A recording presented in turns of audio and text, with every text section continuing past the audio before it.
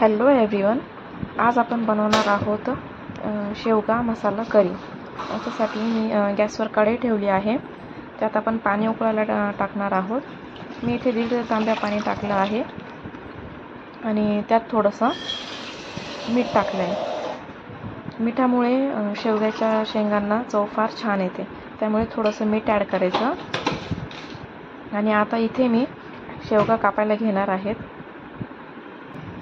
तर व्हिडिओ दाखवल्याप्रमाणे आपण शेवगा कापायला घ्यायचे आहे। तर शेवगा कापताना त्याचं पुढचं आणि जे मागचं टोक असतं ते कट करून टाकायचं। त्याच्यानंतर अशा प्रकारे छोटे छोटे कट करायचे शेंगांचे। आणि शेंगा कट झाल्यानंतर त्याची वरची लेयर जी आहे ती अशी काढून टाकायची। अशा पद्धतीने हाताने काढायची।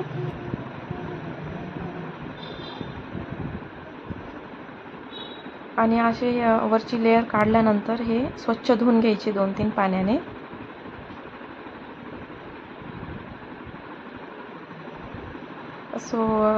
जोपर्यंत मी हे लेयर काढते तोपर्यंत सगळ्यांनी माझ्या व्हिडिओला लाईक करा, चॅनलला सबस्क्राईब करा।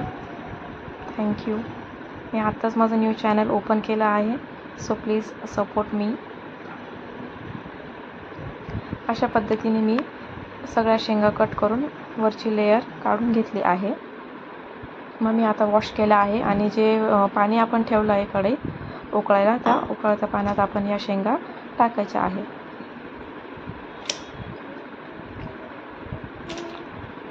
आणि शेंगा शिजायला काही जास्त वेळ नाही लागत, त्यामुळे तुम्ही वरतून कवर ठेवून त्या शेंगा 10 मिनिटं ठेवू शकता गॅसवर मीडियम फ्लेमवर।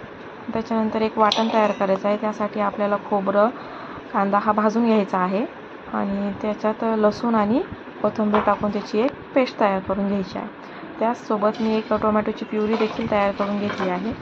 आपल्या शेंगा उकळल्या आहेत, मग त्या एका बाउलमध्ये काढून घ्यायच्या आणि त्याच कढईत मग 2 चमचे तेल ॲड केलं।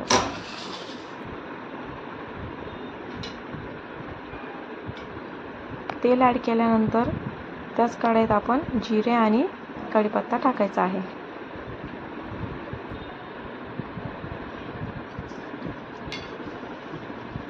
जी भाजी मी बनवते ती अगदी साध्या सोप्या पद्धतीने बनवते।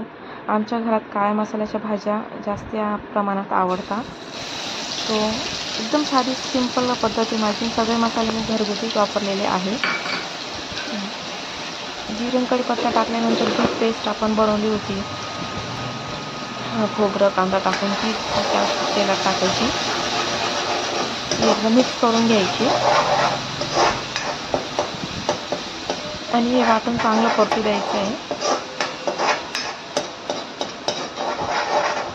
आता ह्याच पेस्टमध्ये आपण टोमॅटो प्युरी जी बनवलेली आहे ती पण ॲड करणार आहोत। आणि गॅस हा मीडियम लो करत राहायचा आहे, म्हणजे वाटण खाली चिकटत नाही। आणि हे वाटण हे मिक्स करत असताना कंटिन्यू आपण ते चमच्याने मिक्स करत राहायचं आणि गॅस पण हा लो मीडियम करत राहायचा, म्हणजे वाटण खाली आपलं चिकटणार नाही। व्हिडिओ दाखवल्याप्रमाणे मिक्स करायचं।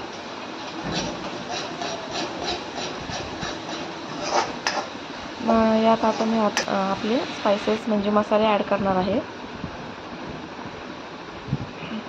तर इथे मी 2 चमचे काळा मसाला, थोडीशी हळद, अर्धा चमच लाल मसाला आणि थोडीशी धने पावडर ॲड केली आहे।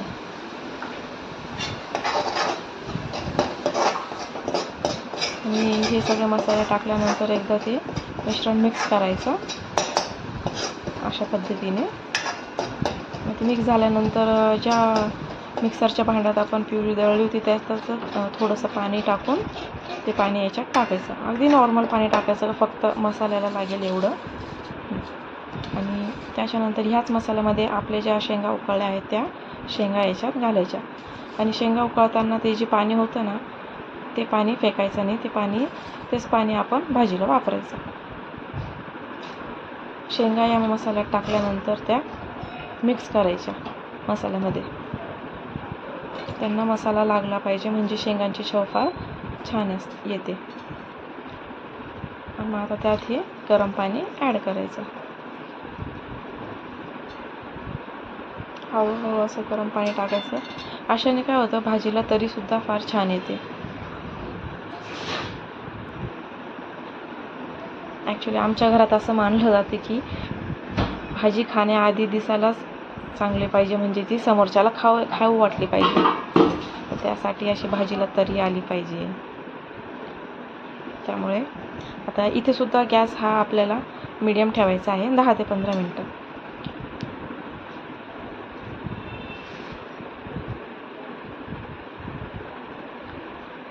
त्यानंतर जेव्हा छान उकळी येते भाजीला, तेव्हाच आपल्याला याच्यात मीठ टाकायचे आहे.